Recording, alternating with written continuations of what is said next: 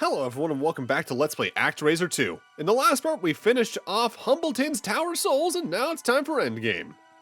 Master, you've done it.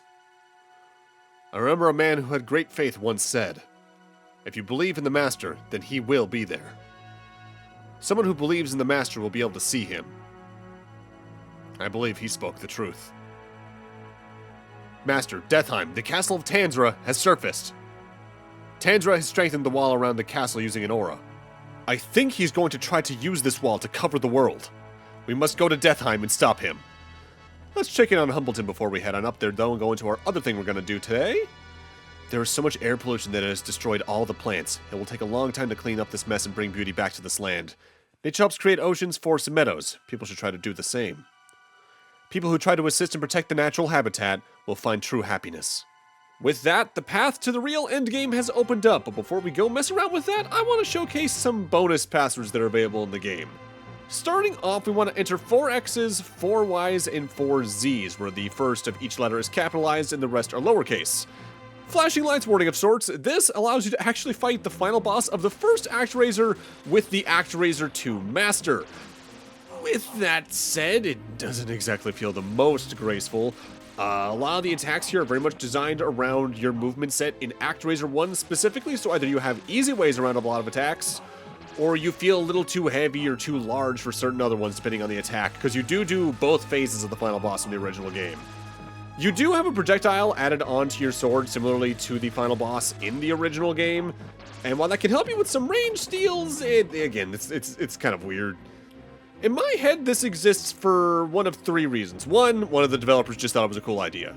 2, they may have used this as a testing ground for what to potentially make boss fights feel like for this version of the Master, effectively an updated moveset or engine test of sorts. And 3rd, and part of me wonders if this might be the most realistic. You might remember at the start of the game, I showed this little demo that shows this version of the Master fighting an upgraded version of this sprite for Tanzra. Part of me thinks that maybe their original plan for that demo was just to show this version of the Master fighting this boss fight. Maybe it didn't feel grand enough, or it didn't showcase enough of the Master's new ability set, or things like that. I could see any of those being a decent explanation for this existing in the game. At the end of the day, if it's not the 3rd reason, though, I think it is probably the first reason where they just thought it was a neat little thing to put into the game. Little secret to tell their friends and all that.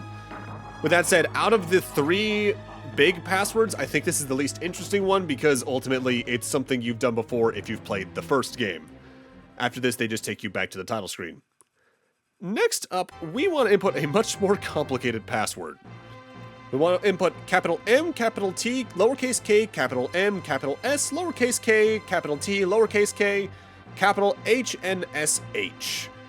This actively gives us an alternate credit sequence to the one we're going to see at the end of the game that actively focuses on the game's main development team, which are most of the people I talked about last time. Going from right to left, we start with Yuzo Koshiro, well-known composer. To his left is Masaya Hashimoto, the game's director. Next is Ayano Koshiro, art director for the game amongst other roles. And her future husband, Hitoshi Ariga, is at her feet already. Scenario director Tomoyoshi Miyazaki is next up, followed by object programmer Shigemi Kita. The one on the far left is the only person I didn't talk about last time, Hisashi Yokota. He started on Vain Dream on the PC-88, but quickly joined Quintet in various art departments, doing character designs for RoboTrek and background designs for Illusion of Gaia. He worked on a lot of the same games in the PlayStation 1 and Sega Saturn era as the other people we talked about last time, like The Legend of Oasis, but most notably post-Quintet, he was a designer on Dragon Ball Z Budokai 2, he was the graphics lead for Darius Burst, and he was an artist for Patapon on both the PSP and PS4. That's a cute little credit sequence that I wish was actively just played in the game to begin with, but I guess it might have been a tone mismatch or something. Either way, before we get into the 3rd password, an extra little step you do need to do to have this one work, you need to actively have the game on hard mode for this password to work. By inputting all caps BJQXYRKC DLSZ, you actually get to play the demo sequence I was talking about during the ActRaiser 1 Tanzra fight, with some extra little bits, notably the Pegasus Knight from a couple of stages actively shows up here as a mini-boss before we get to the upgraded version of the Tanzra sprite. I do personally find it kind of weird this is locked behind a password though, as there's a lot of unique assets only in this demo stage. I do have a bit of a personal theory about this stage that the game actively kind of supports in one way, in that maybe their original plan was to have this be an intro stage before you got to choose the stage select, but either maybe they felt that was a little bit counter to how the original game was designed in the action stage aspect, or maybe they thought it was maybe a little too hard. The note that kind of supports that theory, in my eyes at least, is that the moment you clear this stage, you do get sent to the first conversation with the town angel, who tells you about the 13 demons in Tanzra's potential resurrection, and then you can just head north to go into Diligence or whatever stage you want to from there, barring Humbleton. As for the upgraded version of the ActRaiser 1 Tanzra sprite, it has two notable attacks. For one thing, it can fire 2 red fireballs in a wave pattern that will leave the screen and then come back as homing projectiles. And it can open up its weak spot, its blue heart, to fire 3 projectiles in a row. This isn't a hard fight per se in terms of dodging the attacks, but worth noting, we can't see our health bar or its during this fight, and it does do a good bit of damage, especially with the chest laser. I think that does a total of 4 damage, so 2 whole pips. With that said, it doesn't have the most HP in the world, so it's far from the hardest thing. And just to showcase my little point, here the game loads us up to the start of the game near Diligence. With that, let's now head back to our main save file for the endgame at Death Heim. Master, I am afraid the wall surrounding the castle is too thick. The only way to break the wall is to crash the Sky Castle into it. Master, we are ready. Do you wish to do it?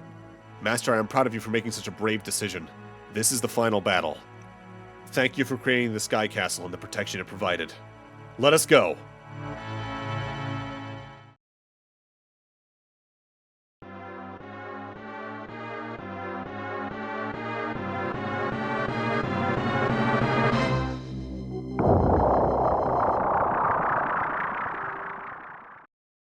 Won't lie, when I first played this game, I was kind of surprised that actually happened. That is surprisingly powerful to do, and oh, those cherubs are all dead. That's our buddy from ActRaiser 1. We have successfully entered Death Heim. I can hear Tanzra breathing below in the depths of this castle. It's almost like we can hear the sound of his heart beating. These are Tanzra's demons. I'm afraid 7 demons have been revived. Master, hurry. I'm honored to have been able to fight at your side. So for this stage, we gotta fight all the Act 2 bosses again, pretty much in a row, and it can be a marathon, but there's at least a little bit of help. The 7 demons seem to be much stronger than before. Tanzra must have given them power. Master, please be careful. Master, it is not right having to live in a world of fear and pain. You have unselfishly offered your own life in battle, so that others may know peace. People have placed their faith in your power, no longer fearing Tanzra. Master, the last thing I could do for you is give you some power. Please use this power to help you destroy him. So for this, we now lose our magic charges, but instead gain the projectile attack with our sword we had in the ActRaiser 1 Tanzra refight we did a few moments ago. Which is nice, but we have to refight 7 bosses now without spells.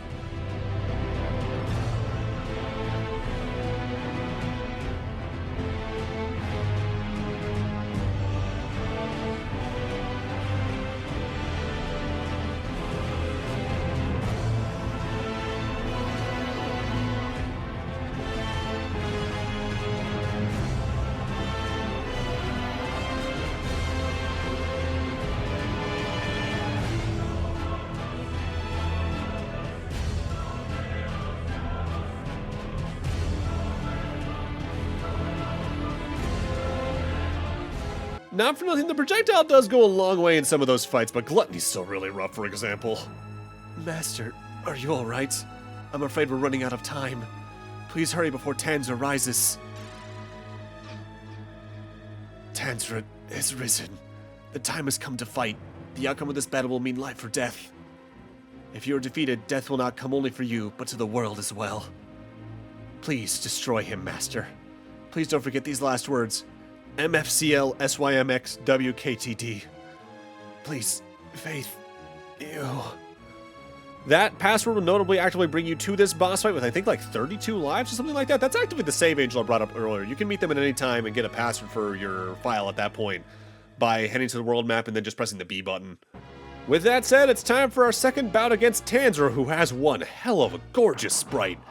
This is a dangerous fight, but there's a pretty easy loop to get him into. Namely, you can actively avoid 2 of his attacks just by standing right about where I am now. You can avoid his tail that's trying to swipe at you, and he can also fire projectiles from his finger.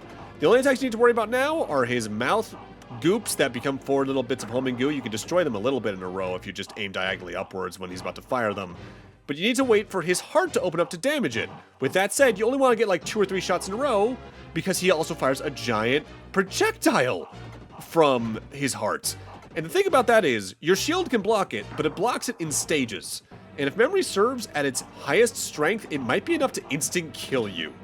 If it's not instant kill, I think what it might be is at least like half your max health, but depending on how many hits you took on the way to this through the boss rush, that might be as much as you have left to begin with in some cases. But as long as you take care of the homing bacterial goops as soon as they spawn in, and face the heart when it opens up to get some shots in as well as block the attack, this fight honestly is easier than the ActRaiser 1 Tanzra, which feels pretty good considering largely this game is harder than the original in my eyes otherwise. With that said, something I forgot to do last time actually is read the manual description for Humbleton's stage, as I did with the other one, so let's do that really quick before the end game. Stage 7. The people of this country had been living without faith long before the demons came. Ignoring nature, they built miles and miles of factories. Soon the sky became polluted, the air almost unbreathable. Humbleness was once the creed of this country, but since then, the demon destruction has taken over, or pride. People have become so arrogant, they are constructing a tower to try to reach the master. Honestly, partially surprised there's not a description for Death Heim in there either, but I guess they wanted to hide that it was returning. So real quick, I actually did just do some research about this boss's health, because it is easily the healthiest boss in the game. Most bosses in this game have 20 hit points or 10 full pips. Tanzra has 30 health points or 15 full pips, but on hard mode, 25 full pips, so 50 health points. Yeah, you're in for a marathon here no matter the difficulty. With that said, if you get him into this little loop, he's far from the hardest boss in the game in my eyes. Gluttony's probably that overall.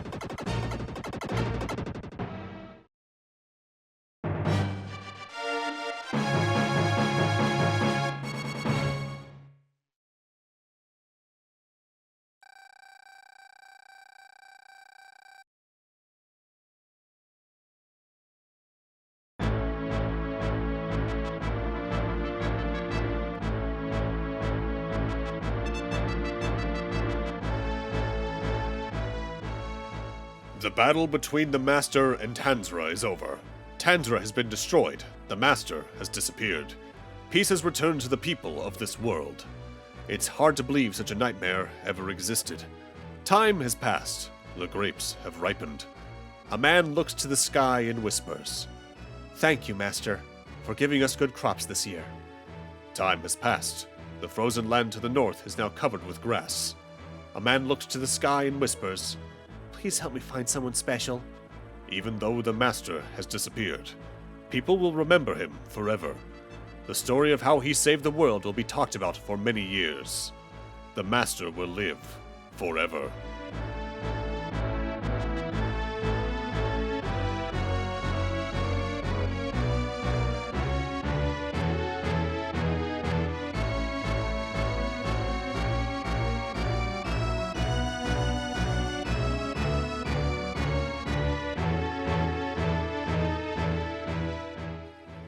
That's ActRaiser 2.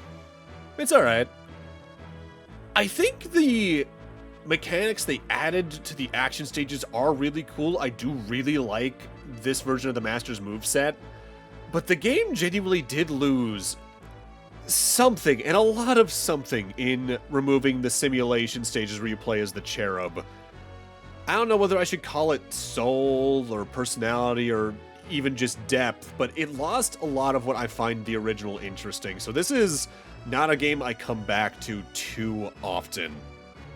I don't think it's my least favorite Quintet title, at least not my least favorite to revisit. Nowadays, that's probably honestly Illusion of Gaia, because for everything really cool that game does, it has dungeons that go on too long, or cutscenes I don't like revisiting. So I'm more likely to revisit this, which I think means I like it more, but I can't exactly parse it into words properly, if that makes sense. There's a lot of cool stuff here. The new moveset's great. It's got really cool music, albeit not as good as ActRaiser 1's soundtrack, albeit that's largely subjective. It's got some amazing sprite work. And honestly, it does have a really nice atmosphere to it. It's just losing a lot of personality battles against a lot of other Quintet titles, or even other action platformers on the Super Nintendo in '93.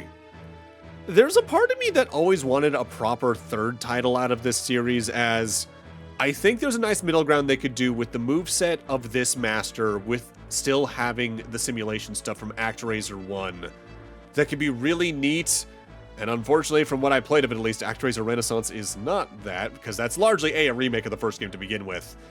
But also, and I might as well say this now because I'm unlikely to do an LP of it anytime soon at least, I think Renaissance takes some steps backwards, actually, because they add a third gameplay type that is interesting on paper, but it takes entirely too long to do in my eyes, really bogging down the pace of the original ActRaiser. And that's a shame because I think Renaissance has some really good sprite work, it has some amazing remixes. When I played the first stage and I heard the Fillmore remix, I think I ascended to a new plane of existence for that 5 minutes. And it's not that I think Renaissance is bad, I should state that outright. I think it's a really cool game still. It's still just missing something, and I think pacing is a big deal there. Mind you, from my memory of it, it is also, I think, an easier game than the original ActRaiser, so if you want to get into the series, it's arguably the best starting point. You just be careful about the pacing again, because those new mission types really do make the game kind of drag in comparison. Meanwhile, ActRaiser 2 here, I think it starts running with some really solid action stages, but it keeps running at such a pace that you kind of start to get tired pretty quickly. And as a good example of that, I've finished this game several times over my lifetime. I've started more playthroughs than I've finished. I get to like Justania and put the game down more often than I'd like to admit because I just get tired of how the game feels pretty quickly compared to ActRaiser 1. And like, comparison is the theft of joy, ultimately, yes, but it's just not what I'm looking for in the game, ultimately. And there's nothing wrong with that, it's just not for me at the end of the day. Still, it's a fun game to play, and if you're ever interested in a bit of a different, unusual action platform in the system, I do really recommend it. Like several other games in the era, upon finishing the game, you get to input a name for your high score that I don't think the game saves because it doesn't have a proper save battery because it uses passwords, so this would be more to take a picture of with a camera and show friends and brag and all that jazz. For right now, the next time we see Quintet, will probably finally be Soul Blazer if I had to guess, which, well, I think I talked about doing that when I did an LP of Illusion of Gaia 10 some odd years ago, so took my time getting to that now, didn't I? Oopsie. Time just got away from me and I got distracted by other games, I can't help it. But with that, I'm gonna need to end this off here. Thank you guys for watching, have a great night, take care, and I'll see you guys next Let's Play, whatever that may be. See you guys then.